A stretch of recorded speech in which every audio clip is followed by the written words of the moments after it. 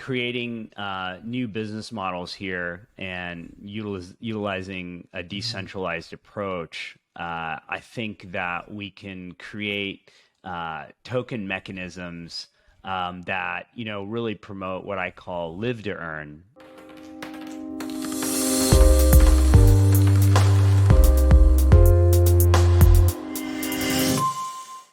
Hey everybody, I'm Mahan here from Tech Circus, here with the post-Web 3.0 conference interview.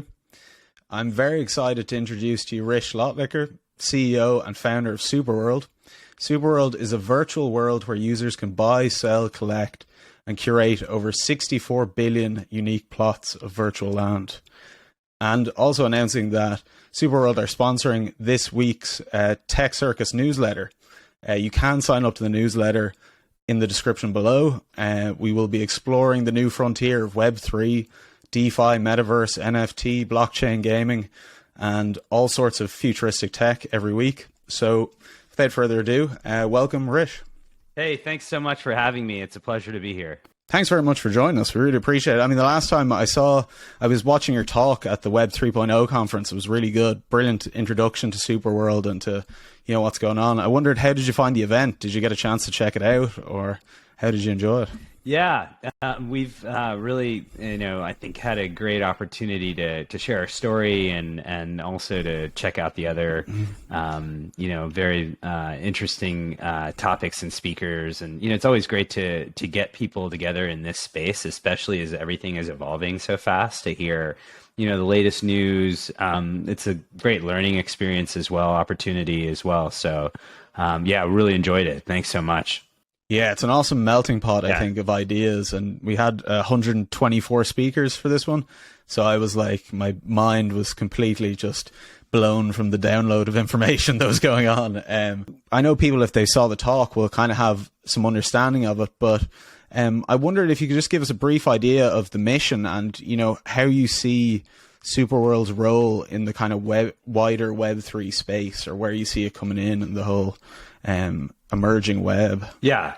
So as a high level kind of summary on Superworld, we're a virtual world mapped on top of the real world, enabling anyone to create, discover, and monetize anything anywhere.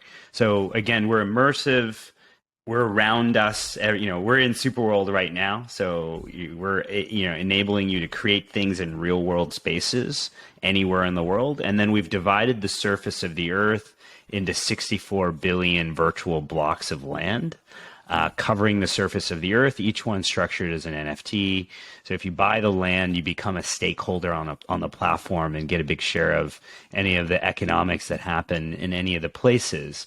Now, what we've seen and a lot of people say is, we're kind of the gateway to the metaverse in many ways, because since we have real world relevance and, our focus and mission at Superworld is, how do we enhance people's real life and bring real world utility to everything we're doing. So the physical, virtual, physical interplay is very important to us. We want to be that bridge there. And so how we fit into the broader kind of scope of what's happening and what we're seeing from, our users and super citizens who come on board is that they really find this as a way of entering the metaverse. If they're interested in getting into Web3 or AR, VR, or blockchain and AI and these other areas of technology, coming on board and buying a plot of land, opening up a Web3 wallet, getting some ether in there, and then now, becoming a key stakeholder on the platform gets them to able to get those next steps, whether that's buying more crypto, accessing DeFi, getting into other virtual worlds. That's our vision, is to be that gateway to the metaverse. Awesome. And there's something you said there that I found really interesting, which was the enhancing reality aspect. Because a lot of the time you think with virtual reality, virtual worlds, you think of, alternative reality or escaping reality. But I thought it was really cool that that's a part of your mission. I wonder, could you expand on that a bit? And, what is it that's driving that? What's the motivation for it? Yeah. And, it sounds ironic to build a virtual world that is focused on people's real lives in the real world, but that's what we're doing, right? Is we believe that building these technologies in an immersive way around us enables us to really, optimize and get the most out of people's real life, enable people to do things in the real world, but, create a super world for them to be able to do things that they can't do necessarily in just the real world. And so, for us, it is really leveraging these technologies, as you said, in a life-enhancing way and not be a life-escaping platform. I think that, there was a movie, a documentary on Netflix called Social Dilemma that came out a few years ago that really impacted me. Oh, yeah, Tristan Harris. And Yeah, exactly. Yeah. And, again, that was, it's a fine line, but it's, I think we have an opportunity to build technologies in a way utilizing Web3 that actually can allow us to be stakeholders, to have, permissioned use of data and content, being able to access monetization on our data, but also to be a platform that really, again, focuses on, the analog sides of our life, and adds digital to that, as well as, I think our broader mission, our why, which I think is important to highlight, is our why is how do we build a better world? How do we take all this user activity collectively to improve real world life? So as an example of that, when you buy a plot of virtual land in Superworld, we'll plant a tree in the real world. We're already partnered with the World Bank in the Caribbean. We're partnered with the UNESCO to help rebuild cities. I think a big part of that mission is, again, how do we enhance the physical world too? So it's a big part of what we're doing. Yeah, the correlate. Yeah, that's really cool. I mean, it seems to be an overarching theme a lot of the time with Web3, that there's a lot of people that kind of feel that way and want to give something back as well while they're building something like that. There's a real life and a virtual world, and that there's an interplay between both of them, because I mean, Superworld is also a social network, which is really cool. And I wonder, is that something you're looking to, is that, part of the drive, like building a different kind of social network that has this real world kind of application, rather than just like, what's in the social dilemma, the anti-social algorithms and those kind of issues? Yeah. Again, as we're creating new business models here and utilizing a decentralized approach, I think that we can create token mechanisms that, really promote what I call live to earn, which is how do we, again, create ways for people to empower themselves through these mechanisms to, again, enable and empower themselves if they have a business, if they're an influencer, an artist, a creator.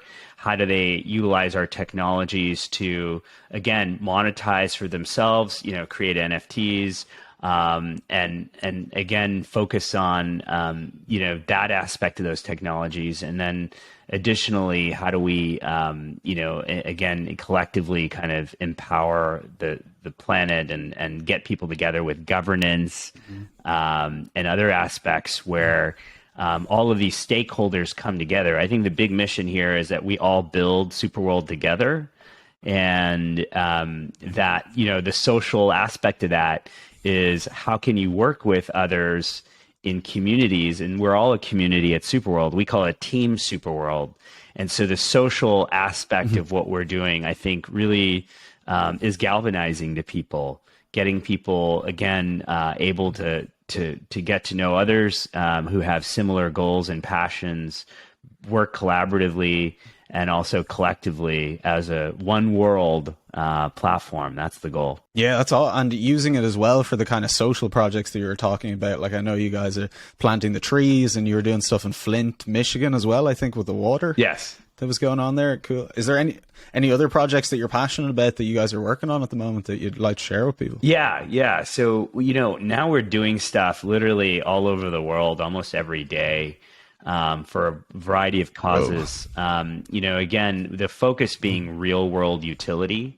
And so how can we bring causes together that make an impact in the real world? So Flint, Michigan was one way We got involved in the Flint Water Festival. We partnered with the World Bank in the Caribbean to raise capital for disaster recovery with hurricane season with the Caribbean Disaster Management Association.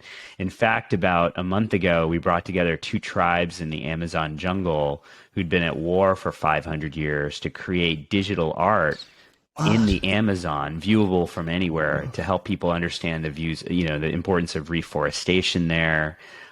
We just did something in Nigeria this week. We did something for the Super Bowl this weekend, empowering women and women in sports. So, I think a lot of organizations come to us because they understand we have that as a big part of our mission, but also the ability to leverage technologies locationally, geographically, and the fact that really you can take NFTs from any platform and put them into Superworld.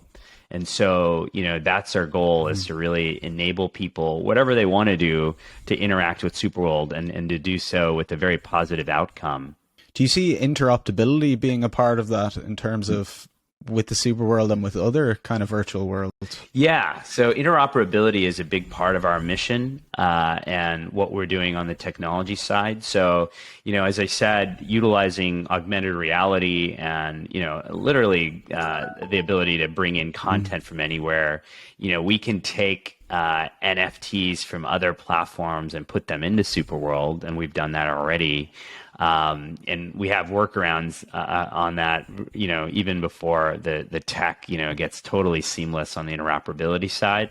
But on our side, we're building on Solana. We're already on Ethereum. We're integrating with Polygon. And so we have, plans to really build in interoperability. And that is, our goal is wherever our customers are, wherever they want to be, whatever currencies they want to use, we want to make sure that that's properly integrated into our platform. Yep. And I know at the Web 3.0 conference as well, you were talking about lowering gas fees and how that might come about, which is such a big topic, it seems, for everybody. But so, and just for people that are listening, Hrish, how do people get involved? What's the best way to join up with Superworld? Is it to buy land? Is it to make NFTs? What do you think is the best way to get in? Well, I think if you understand the mission of what we're trying to do, it's a great time to buy land. Definitely, look around and buy your favorite places in the world. The beauty of Superworld is we cover the surface of the earth. So, anywhere that you're interested in buying, there's likely places that you're going to find that are available for 0.1 Ether. So you can still get in, I think, at a very reasonable kind of price. And then once you buy land, you're a stakeholder on the platform. So you're, on Team Superworld, you're able to be a stakeholder there and share in the monetization that happens. Additionally, if you don't want to buy land, you can always come on board and start creating NFTs, putting those digital assets anywhere. You can download our mobile app and start experimenting and playing around with taking things from your camera roll and placing them different places. And then we're launching a token very soon. So very soon you're going to be able to get involved in the token too. Very cool. And thanks a million, Hrish. We'll leave the link in the description as well. Really encourage people to go check out Superworld. I will definitely be downloading that app and annoying people by posting things all over the internet with it. But thanks again, Hrish. Really appreciate you making time. Yeah, thanks so much for having me. It's always great to be here, and looking forward to sharing more updates.